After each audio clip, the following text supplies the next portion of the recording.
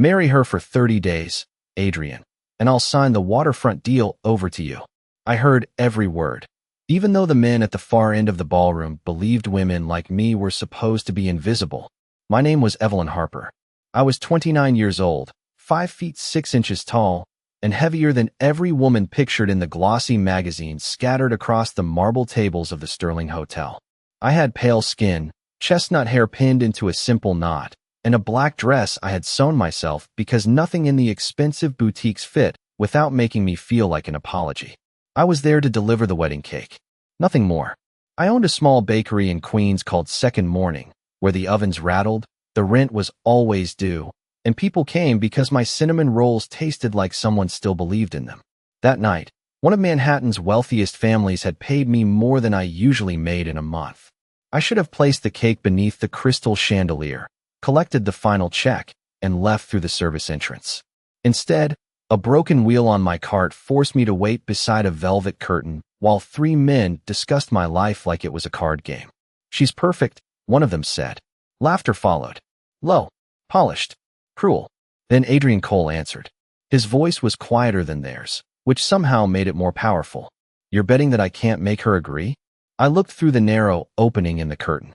He stood beneath the amber lights in a tailored charcoal suit, tall and still, with black hair swept away from a face that seemed carved from winter. Everyone in New York knew the name Adrian Cole. Officially, he controlled shipping companies, private clubs, and half the luxury construction projects along the Hudson. Unofficially, people lowered their voices when he entered a room. He was 34, white, impossibly composed, and surrounded by men who watched doors instead of conversations. "I'm betting you won't last a month," said Charles Sterling, the groom's father. "Not with a woman like that." My fingers tightened around the bent handle of the cake cart. A woman like that. I had heard those words in fitting rooms, restaurants, doctors' offices, and once from a man who claimed he loved me. They always meant the same thing. Too large to desire. Too soft to respect. Too grateful to refuse. Adrian lifted his glass, but did not drink. His gray eyes moved across the ballroom and stopped directly on the curtain. On me. My breath caught. He had known I was listening. Maybe from the beginning. He handed the untouched glass to a waiter and walked toward me. Conversations faded as people moved aside. The curtain opened. Light spilled over my face. Adrian looked at the damaged cart, the flower on my sleeve, then into my eyes. There was no embarrassment in his expression, only calculation. "Evelyn Harper," he said, already knowing my name. "I need a wife." I straightened my shoulders. "Then you should find a woman who needs a husband." For the first time that evening, the most feared man in the room looked surprised. Adrian studied me as if refusal were a language no one had ever spoken in his presence. Behind him, Charles Sterling laughed into his drink, but the sound died when Adrian turned his head. He did not raise his voice. He did not need to. "Leave us." The 2 words emptied the space around us faster than a fire alarm. Waiters drifted away. Guests suddenly found the flowers fascinating. Even Charles stepped back, though his smile remained sharp. I've been to inspect the broken wheel on my cart because looking at Adrian felt too much like standing beneath a searchlight. "You should know," I said, "that intimidation does not improve a proposal." It was not a proposal. That is reassuring. It was an offer. I looked up. Those usually include something the other person wants. His eyes narrowed, not with anger, but interest. Then he reached inside his jacket and handed me a cream-colored card. No threats. No dramatic gesture. Just an address near Central Park and a time written in black ink. 10 o'clock tomorrow morning. "Come to my office," he said. "You will hear the terms, and then you may refuse." I already refused. You refused a sentence. Not the truth behind it. My stomach tightened. What truth? His gaze shifted toward the cake, then to the envelope. Waiting beside it. The final payment. Second Morning Bakery owes $68,000 to Harbor National Bank. Your lease expires in 11 weeks. Your landlord has already accepted an offer from a development group. The ballroom seemed to tilt beneath my feet. I had told no one about the loan except my accountant. I had not even told my younger sister, Claire, because she was finishing college and already carried enough guilt about the money I had spent helping her. "How do you know that?" I whispered. "Because the development group belongs to me." Silence pressed between us. Cold. Exact. "So this is blackmail." "No." Blackmail removes choice. Adrian took one step closer, stopping far enough away that I did not feel cornered. I am giving you one. Marry you, or lose everything. Meet me tomorrow, or walk away tonight. Your bakery will remain untouched for 30 days, regardless of your decision. I searched his face for amusement and found none. That frightened me more than cruelty would have. Cruel men were easy to understand. Adrian Cole looked like a man who measured every promise before speaking it. Charles approached again, confidence returning now that the room had begun to breathe. Come on, Cole. She knows what this is. You do not have to pretend she matters. I felt the familiar sting behind my ribs, but before I could answer, Adrian faced him. She matters enough that you used her dignity as entertainment. Charles blinked. Adrian's voice remained calm. You will apologize. You cannot be serious. I rarely repeat myself. Charles looked around and realized no one was laughing anymore. His apology came stiffly, barely louder than the quartet. I accepted it because I refused to give him another second of my evening. Then I turned to Adrian. 10 o'clock, I said. I will listen. Nothing more. A faint change touched his expression. Not victory. Respect. Nothing more, he agreed. But as he walked away, I saw Charles watching us with quiet satisfaction, and I understood something Adrian had not told me. The wager was never only about marriage. Someone in that ballroom wanted to see which of us would break first.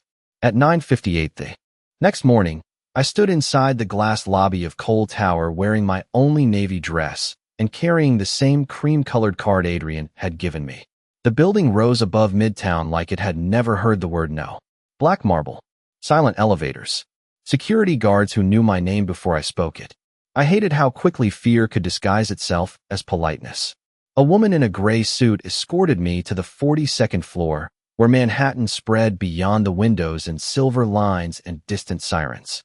Adrian waited behind a desk large enough to serve dinner for 12. He had removed his jacket and rolled his sleeves once, revealing a watch that probably cost more than my bakery. You came, he said. You promised 30 days. I keep my promises. That remains to be seen. Something almost warm moved through his eyes, then vanished. He gestured toward a chair. A folder rested on the table between us. I did not sit. Tell me what you want. A legal marriage lasting 30 days. Public appearances when necessary. Separate bedrooms. No physical expectations.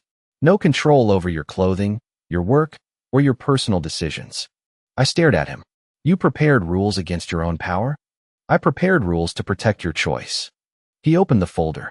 The agreement promised to clear second morning's debt, renew the lease for 5 years, and establish a protected account for the bakery that he could not reclaim after the marriage ended.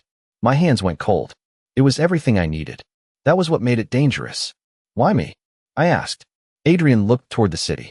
Because Charles believes appearance determines value.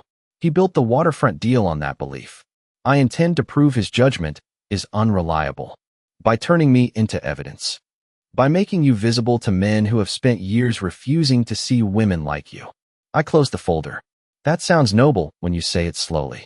His jaw tightened. You think I am using you. You are. Silence settled over the room. He did not deny it.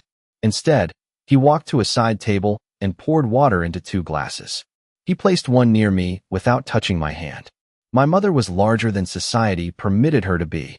He said, at every charity dinner, people praised her kindness and mocked her body after she left.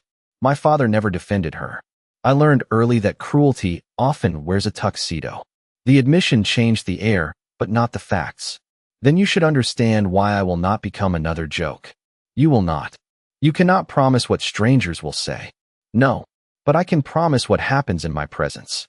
His voice was quiet, controlled, and somehow more convincing than anger. I finally sat and read every page. Twice. One clause stopped me. Either person could end the agreement at any time, with no financial penalty to me. You gave me the power to leave. A marriage without that power is only a cage. I picked up the pen, then set it down again. I have one condition. Adrian leaned back. Name it. At the end of 30 days, you will stand in front of everyone who witnessed that wager and tell them the truth. Not that you won. Not that you rescued me. You will tell them I was never the embarrassing part. For the first time since I had met him, Adrian Cole looked ashamed. Agreed, he said. I signed my name. Then he signed beneath it, and the moment the ink dried, his office door opened. Charles Sterling stepped inside smiling. "So," he said, "when is the wedding?" Adrian rose slowly, but his eyes stayed on me. "Tomorrow." By noon the next day, I was standing inside the private courthouse chapel on Worth Street, listening to rain tap against the tall windows while a judge reviewed our paperwork. Everything had happened too quickly. Claire had cried when I told her, then demanded to know whether Adrian had threatened me. I told her the truth, or at least the part one understood. He had offered me a choice wrapped in money, power, and consequences. She arrived wearing a pale blue dress and suspicion sharp enough to cut glass. Adrian brought 2 witnesses, his attorney, and a security team that remained outside the chapel. Charles Sterling came without an invitation. Of course he did.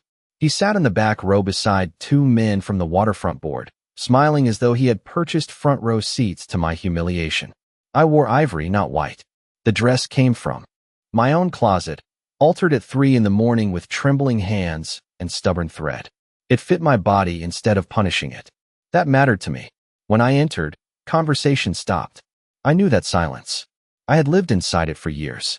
It was the pause people used before deciding whether a woman like me deserved admiration or pity. I kept walking. Adrian turned toward me, and something in his face changed. His practiced calm slipped for 1 second. Not because I had become thinner, prettier, or more acceptable overnight. I had not changed at all. That was the point. "You look certain," he said when I reached him. "I am certain about my conditions." His mouth almost curved. "Good." The ceremony lasted 11 minutes. The judge spoke about partnership, respect, and freely chosen promises. I nearly laughed at the irony, but when Adrian repeated the vows, his voice carried no amusement. He looked directly at me. Not past me. Not through me. At me. Then the judge pronounced us married, and the room filled with restrained applause. Charles clapped the loudest. "A remarkable performance," he said as we stepped into the courthouse corridor. "You almost made it believable." Claire moved forward, but I touched her arm. I did not need rescuing. Not from him. What part seemed unbelievable? I asked. Charles glanced at my dress, then back at Adrian. The attraction. The corridor went still. Adrian's expression hardened, but I spoke before he could. "That is because you confuse attraction with approval," I said. "You only value what other men envy." One of the board members lowered his eyes. Charles laughed, but it sounded thinner now. "And you think this changes anything?" "No," I said. "I think it reveals everything." Adrian watched me as if the courthouse walls had disappeared. Then he turned to Charles. "The waterfront meeting has been moved to Friday. Evelyn will attend as my equal." Charles stared at him. "She knows nothing about development. She knows what communities need," Adrian replied. "Something this project has forgotten." Outside, cameras waited behind the barricades. Reporters called Adrian's name, then mine. My instinct was to hide. Instead, Adrian offered his hand and waited. He did not take mine. He gave me the choice. I placed my fingers in his, and we stepped into the rain together. That was when I realized the first surprise of our marriage was not that he defended me. It was that, for once, a powerful man understood I could defend myself. The cameras followed us for half a block, their questions striking the rain faster than our footsteps. Adrian kept his hand beneath mine without tightening his grip. He let me choose the pace. A black sedan waited at the curb, but before I entered, a reporter shouted, "Evelyn, what does a woman like you bring to Adrian Cole's world?" I stopped. Adrian did too. The answer they expected was gratitude. Maybe luck. Maybe silence. I turned toward the microphones. A perspective his world cannot afford to ignore. Then I entered the car. Adrian said nothing during the drive, but I felt his attention beside me. Manhattan blurred beyond the wet windows, all gray towers and red brake lights. "You surprised them," he finally said. "They asked an insulting question. Most people would have avoided it. Most people have not spent their lives being discussed as though they are absent." His gaze lowered for a moment. "I should have anticipated that. You cannot anticipate every cruel person in New York.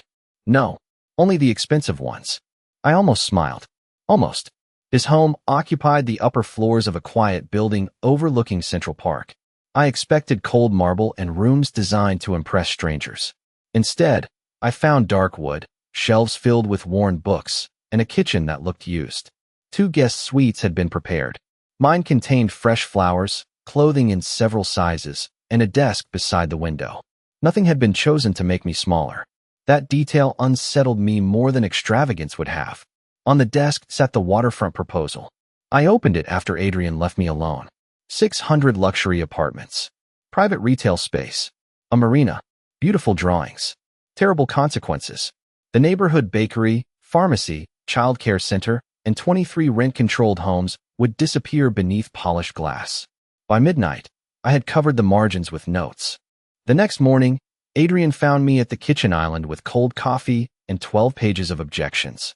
"You were serious about bringing me to the meeting," I said.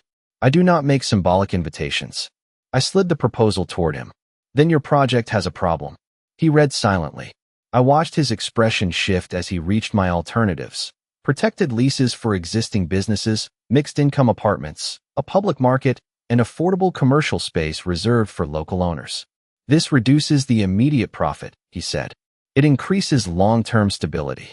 Charles will reject it. Then Charles cares more about a quarterly report than the neighborhood carrying his name." Adrian looked at me across the island. Morning light softened the sharp lines of his face. "Where did you learn this?"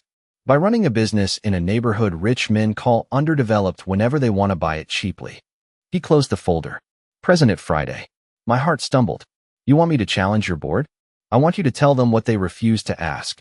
That afternoon, we visited Second Morning together. My regular customers stared when Adrian Cole walked beneath the faded yellow awning, but he waited in line like everyone else. He ordered coffee and one cinnamon roll. Then another. "You could buy the bakery," I said. "I could. But..." He looked around at the crowded tables, the handwritten menu, and the elderly couple sharing a pastry near the window. Some things lose their value when powerful men decide ownership is the same as understanding. For the first time, I wondered whether the wager had chosen the wrong person to underestimate. Friday arrived beneath a sky the color of wet concrete. By 8:30 that morning, I was standing inside the executive conference room at Cole Tower with my notes arranged in front of me and 12 men studying me as though Adrian had brought a bakery display to a board meeting. Charles Sterling sat near the center of the table, silver tie perfect, smile already prepared. Adrian took the chair beside mine instead of the one at the head. That choice did not escape anyone. "Mrs. Cole has reviewed the waterfront proposal," he said. "She will present an alternative development model." Charles leaned back. "With respect, we are discussing a project worth hundreds of millions of dollars, not the price of cupcakes." Heat climbed into my face, but I kept my hands flat on the table. "Then you should be especially concerned that your plan misunderstands the people whose neighborhood will make that money possible." The room went quiet. I explained the protected leases, mixed-income housing, public market, childcare space, and incentives for local businesses. I used numbers, not emotion. Occupancy rates, tenant retention, commercial turnover, the cost of replacing community trust after forcing families out. Several board members stopped watching Adrian and began watching me. Charles did not. He tapped his pen against the table until I reached the revised profit projections. "There," he said, "a lower return. For the first 3 years," I answered. "After that, stable tenancy and local participation reduce vacancy risk." "You expect investors to wait because you feel sorry for bakers and babysitters?" "No. I expect them to understand that a neighborhood is not empty land simply because its residents are not wealthy." Adrian said nothing. At first, his silence frightened me. Then I understood. He was not abandoning me. He was refusing to speak over me. Charles opened a folder I had never seen. Perhaps the board should know how Mrs. Cole became involved. He slid copies down the table. The first page contained the marriage agreement. The second showed the date, the 30-day term, and the financial protection for Second Morning. My breath stopped. Only Adrian, his attorney, and I had possessed that document. Charles smiled. "This is not expertise. It is a paid performance." Whispers moved around the table. I looked at Adrian. His face had gone still in the way storms sometimes went still before thunder. "Where did you get that?" he asked. Charles ignored him. "Tell them, Evelyn. Tell them your marriage is a transaction." Shame tried to close my throat. The old shame. The kind that had taught me to shrink before other people could demand it. I stood instead. "Yes," I said. "Every." Whisper stopped. The marriage began with an agreement. My bakery was in danger, and Adrian offered security in exchange for 30 days of public partnership. Charles looked pleased. Too pleased. But those facts do not change these numbers, I continued. They do not erase the families living near the waterfront. They do not make your plan wiser. And they do not make me less capable simply because you discovered the price of my fear. One board member slowly closed the leaked contract. Another pulled my proposal closer. Charles lost his smile. Adrian rose beside me.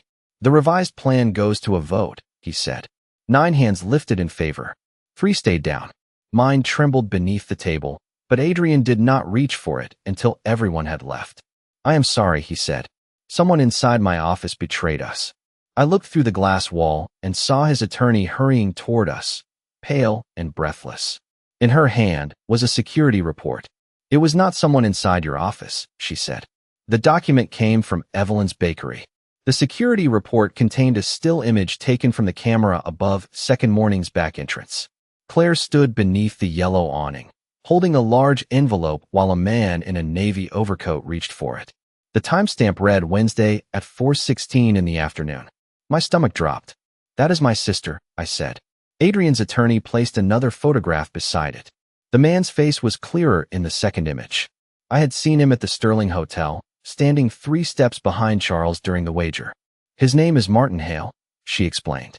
He works for Charles. Adrian's voice turned quiet. Why did Claire have the contract? I remembered leaving my copy inside the locked drawer beneath the bakery register after reviewing it with my accountant. Only Claire and I knew where the spare key was kept. The drive to Queens passed in silence. Adrian sat beside me, one hand resting near his phone, while the city moved beyond the windows in streaks of gray. He did not accuse Claire. That should have comforted me. It did not. When we entered Second Morning, the lunch crowd was gone, and Claire stood behind the counter icing cupcakes. Her smile disappeared when she saw our faces. What happened? I placed the photograph in front of her. The piping bag slipped from her hand. Evelyn, I can explain. Please do. Her eyes filled immediately. On Wednesday, a man had arrived claiming to represent Harbor National Bank. He said the bakery loan could not be cleared until he verified Adrian's financial agreement with me. Claire had found the contract, copied it, and placed the pages inside an envelope. She believed she was protecting the bakery. She believed she was helping me. He had identification, she whispered. He knew the loan number. He knew everything. Adrian examined the photograph without raising his voice. Charles gave him the information. Claire turned pale. I am so sorry. I wanted to be angry. Anger would have been easier than seeing how much she hated herself. You should have called me. I thought you already had enough to carry. Those words struck deeper than the betrayal. For years, Claire and I had protected each other by hiding our fear. I hid the bakery debt. She hid the visitor. We called it love because neither of us knew another name for silence. Adrian took out his phone. I can remove Charles from every company connected to the waterfront by tonight. No, I said. He looked at me. He stole private documents and used them to humiliate you. Then we prove it publicly. Evelyn, you promised I would attend as your equal. That means I decide how my dignity is defended. The bakery became very still. Adrian slowly lowered his phone. What do you propose? I looked at Claire, then at the security images, the copied contract, and the bank details only Charles could have supplied. An emergency board meeting. Full disclosure. Every document. Every camera record. Every lie. Adrian's expression shifted from anger to something steadier. Respect. Charles expects me to frighten him, he said, then disappoint him. The next morning, the waterfront board assembled again.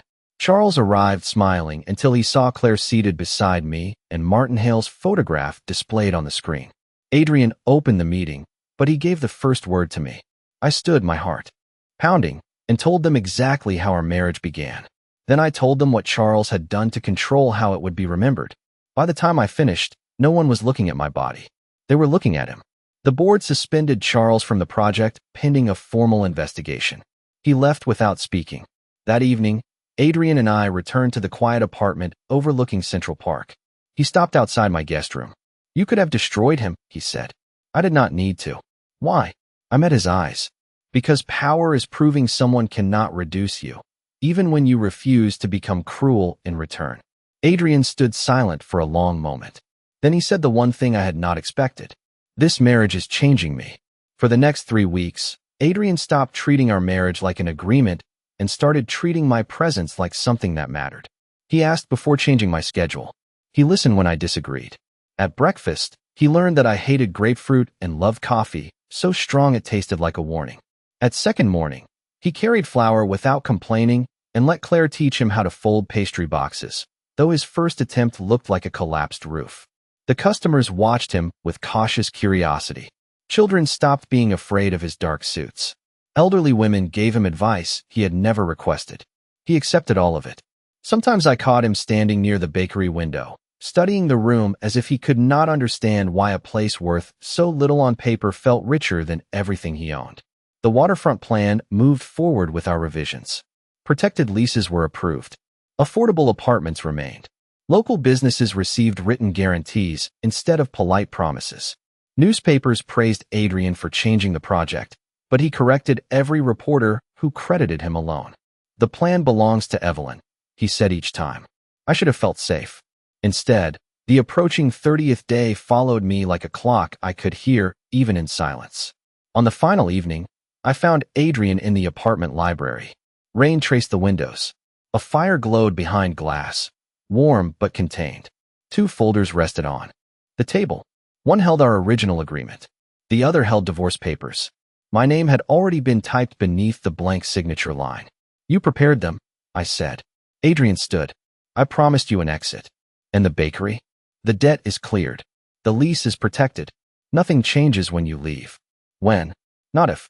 The word hurt more than it should have. You sound certain that I will go. His expression remained calm, but his hands closed slowly at his sides. You entered this marriage because your choices were limited. I will not use what happened between us to limit them again. What happened between us? I asked. He looked at me then, fully, the same way he had at the courthouse, except there was no audience now, no wager, no board, no one to impress. You made me question every room where people obeyed because they feared disappointing me, he said. You made me understand that protection without respect is another form of control. You walked into my world carrying flour on your sleeve, and somehow you became the only person whose silence I could not command. My throat tightened. That is not an answer. It is the only honest one I have. He pushed the divorce papers toward me. You are free, Evelyn. I stared at the signature line while rain whispered against the glass. All my life, freedom had meant leaving before someone decided I was too much. Too large. Too difficult. Too visible. Adrian was the first man powerful enough to keep me and careful enough not to try. I picked up the pen. His face gave nothing away, but I saw the pulse move once in his throat. I signed. The sound of the pen against paper seemed impossibly loud. Adrian lowered his eyes. I will arrange a car. No, I said. He looked up. I closed the folder and placed my hand over it. I signed because the woman who entered this marriage needed proof that she could leave. I stepped closer. But the woman standing here now gets to decide whether she wants to stay. For the first time, Adrian Cole had no prepared response. Then the apartment doors opened behind us, and Charles Sterling walked in holding a sealed envelope that could destroy everything we had just chosen. Charles stood beneath the library lights as though he still belonged there. Rain darkened the shoulders of his coat, and the sealed envelope in his hand carried Adrian's name in black ink. 2 security guards appeared in the doorway behind him, but Adrian raised one hand. Let him speak. Charles smiled at me. You should know what your husband agreed to before he discovered you had a spine. He placed the envelope on the table. Inside was an older version of the waterfront contract, dated 3 days before the gala. A handwritten clause promised Adrian controlling interest in the project if he married the woman Charles selected and remained married for 30 days. Beneath it was Adrian's signature. My chest tightened. You knew he would choose me? I asked. Charles gave a small shrug. I chose someone I believed would embarrass him. Adrian looked at the page without defending himself. I signed before I knew who Charles intended to target. But you still signed, I said. Yes. The word landed harder because he did not soften it. Charles turned toward me with satisfaction. Everything after that was damage control. The bakery, the contract, the respectful husband. He needed the project. Adrian reached for the original agreement between us, opened it, and tore his signature page cleanly in half. He placed the pieces beside the divorce papers. The waterfront shares were transferred this morning, he said. Charles's smile disappeared. Transferred where? Adrian looked at me. Into an independent community trust controlled by the residents and business owners affected by the development. Charles stared at him as though he had spoken another language. You gave away hundreds of millions of dollars. I gave up the reason you believed I could be bought. Silence filled the library. I studied Adrian's face. He had signed the first contract. That truth would not disappear because he had changed. But change was not the absence of a past. It was what a person chose after finally seeing it clearly. I turned to Charles. You selected me because you thought my body made me powerless. He said nothing. Adrian accepted because he thought power excused cruelty. You were both wrong. Charles's gaze shifted toward the guards. For the first time, he looked smaller than the room. Adrian opened the door. Your access to this building has been revoked. The board will receive this document tonight. Charles left without another word. When the door closed, Adrian faced me. You should go. Do you want me to? His composure broke. Only slightly. Enough. No. I picked up the divorce papers and folded them once. Then stopped deciding for me. The next evening, we returned to the Sterling Hotel ballroom. The same chandeliers burned above the same marble floor. Board members, reporters, bakery customers, and waterfront families filled the room. Adrian stood before them and told the entire truth. He described the wager, his signature, and the woman he had treated like a solution before learning to see her as an equal. Then he stepped away from the microphone. I joined him because I chose to, not because a contract required it. Our first marriage ended today, I told the room. The one built on fear, money, and other people's judgment.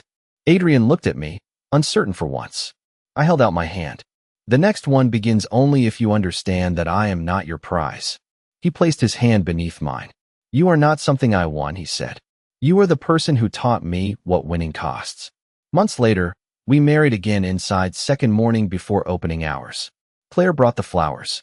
Our regular customers filled every chair. Adrian wore no expression of ownership, and I wore no expression of gratitude. He ruled businesses, boardrooms, and half the skyline beyond our bakery window. But he never ruled me. That was why I stayed.